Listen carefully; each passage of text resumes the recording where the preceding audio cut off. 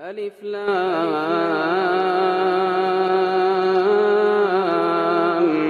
ميم. غلبت الروم في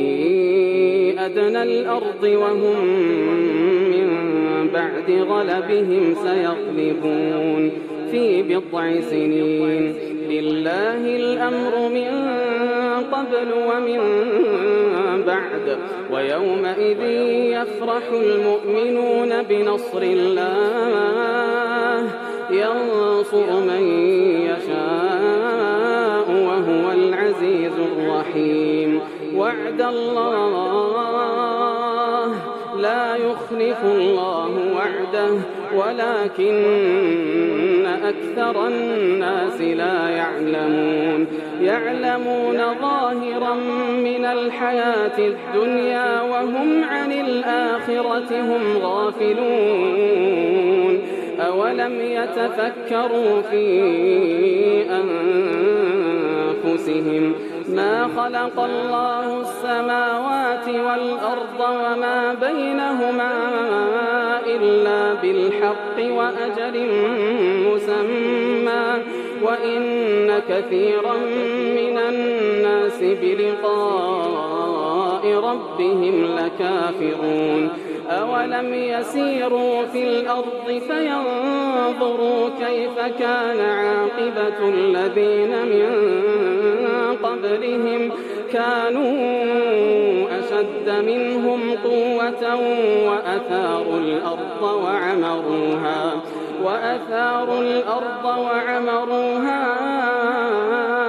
أكثر مما عمروها وجاءتهم رسلهم بالبينات فما كان الله ليظلمهم ولكن كانوا أنفسهم يظلمون. ثم كان عاقبة الذين أساءوا السوء أن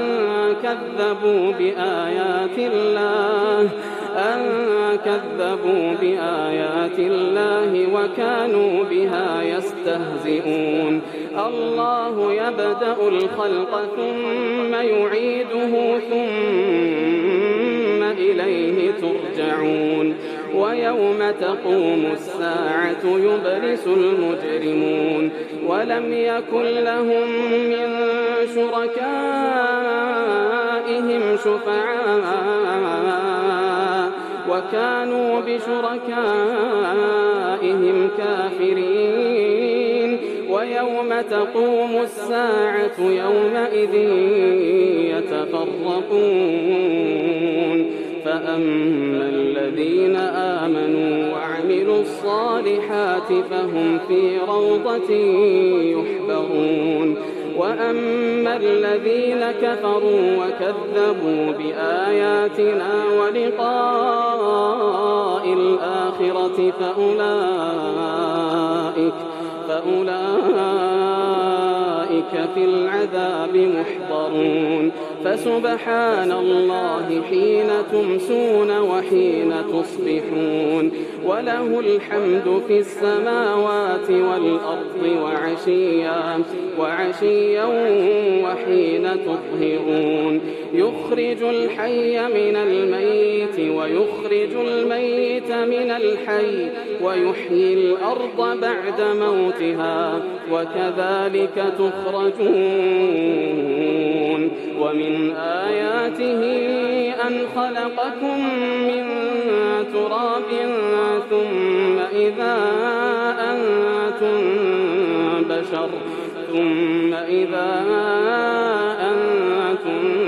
بشر تنتشرون. ومن آياته أن خلق لكم من أنفسكم أزواجا لتسكنوا إليها وجعل بينكم مودة ورحمة إن في ذلك لآيات لقوم يتفكرون ومن آياته خلق السماوات والأرض واختلاف ألسنتكم وألوانكم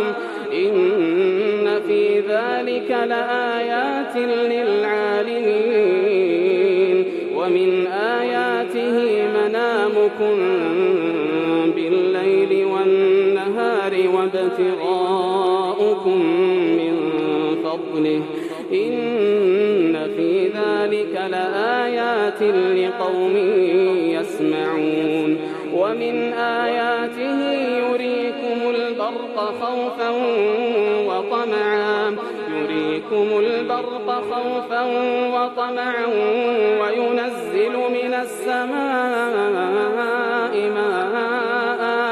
وينزل من السماء ماء فيحيي به الأرض بعد موتها إن في ذلك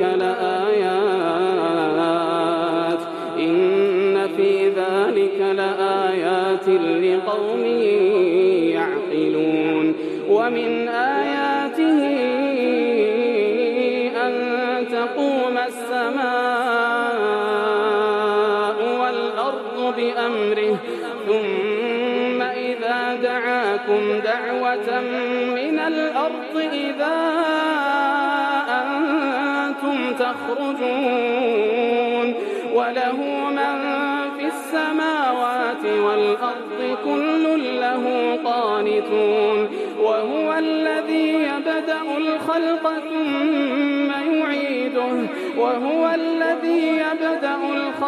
ثم يعيده وهو أهون عليه وله المثل الأعلى في السماوات والأرض وهو العزيز الحكيم ضرب لكم مثلا من أنفسكم هل لكم مما ملكت أيمانكم من شركاء فيما رزقناكم فأنتم فيه سواء تخافونهم كخيفتكم أنفسكم كذلك نفصل الآيات لقوم يعقلون بل اتبع الذين ظلموا أهواءهم بغير علم فمن يهدي من أضل الله وما لهم من ناصرين فأقم وجهك للدين حنيفا فطرة الله التي فطر الناس عليها لا تبديل لخلق الله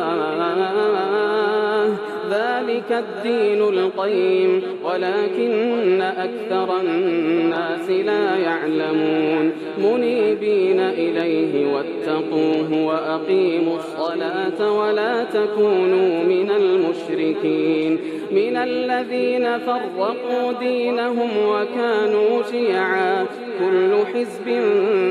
بما لديهم فرحون وإذا مس الناس ضر دعوا ربهم منيبين إليه ثم إذا أذاقهم منه رحمة إذا فريق منهم بربهم يشركون ليكفروا بما آتيناهم فتمتعوا فسوف تعلمون أم أنزلنا عليهم سلطانا فهو يتكلم بما كانوا به يشركون وإذا أذقنا الناس رحمة فرحوا بها وإن تصبهم سيئة بما قدمت أيديهم إذا هم يقنطون أولم يروا أن الله يبسط الرزق لمن يشاء ويقدر إن في ذلك لآيات لقوم يؤمنون فآت ذا القربى حقه والمسكين وابن السبيل ذلك خير للذين يريدون وجه الله وأولئك هم المفلحون وما آتيتم من ربا ليربو في أموال الناس فلا يربو عند الله وما آتيتم من زكاة تريدون وجه الله فأولئك هم المضعفون الله الذي خلقكم ثم رزقكم ثم يميتكم ثم يحييكم هل من شركائكم من يفعل من ذلكم من شيء سبحانه وتعالى عما يشركون ظهر الفساد في البر والبحر بما كسبت أيدي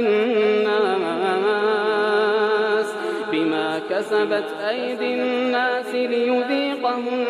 بعض الذي عملوا لعلهم يرجعون قل سيروا في الأرض فانظروا كيف كان عاقبة الذين من قبل كان أكثرهم مشركين فأقم وجهك للدين القيم من قبل أن يأتي يوم لا مرد له من الله يومئذ يصدعون من كفر فعليه كفره ومن عمل صالحا فلأنفسهم يمهدون ليجزي الذين آمنوا وعملوا الصالحات من فضله إنه لا يحب الكافرين ومن آياته أن يرسل الرياح مبشرات وليذيقكم من رحمته ولتجري الفلك بأمره ولتبتغوا من فضله ولعلكم تشكرون ولقد أرسلنا من قبلك رسلا إلى قومهم فجاءوهم بالبينات فانتقمنا من الذين أجرموا وكان حقا علينا نصر المؤمنين الله الذي يرسل الرياح فتثير سحابا فيبسطه في السماء كيف يشاء ويجعله كسفا فترى الودق يخرج من خلاله فإذا أصاب به من يشاء من عباده إذا هم يستبشرون وإن كانوا من قبل أن ينزل عليهم من قبله لمبلسين فانظر إلى آثار رحمة الله كيف يحيي الأرض بعد موتها إن ذلك لمحيي الموتى وهو على كل شيء قدير ولئن أرسلنا ريحا فرأوه مصفرا لظلوا من بعده يكفرون فإنك لا تسمع الموتى ولا تسمع الصم الدعاء إذا ولوا مدبرين وما أنت بهاد العمي عن ضلالتهم إن تسمع إلا من يؤمن بآياتنا فهم مسلمون الله الذي خلقكم من ضعف ثم جعل من بعد ضعف قوة ثم جعل من بعد قوة ضعفا وشيبة يخلق ما يشاء وهو العليم القدير قدير ويوم تقوم الساعة يقسم المجرمون ما لبثوا غير ساعة كذلك كانوا يؤفكون وقال الذين أوتوا العلم والإيمان لقد لبثتم في كتاب الله إلى يوم البعث فهذا يوم البعث ولكنكم كنتم لا تعلمون فيومئذ لا ينفع الذين ظلموا معذرتهم ولا هم يستعتبون ولقد ضربنا للناس في هذا القرآن من كل مثل ولئن جئتهم بآية ليقولن الذين كفروا إن أنتم إلا مبطلون كذلك يطبع الله على قلوب الذين لا يعلمون فاصبر إن وعد الله حق ولا يستخفنك الذين لا يوقنون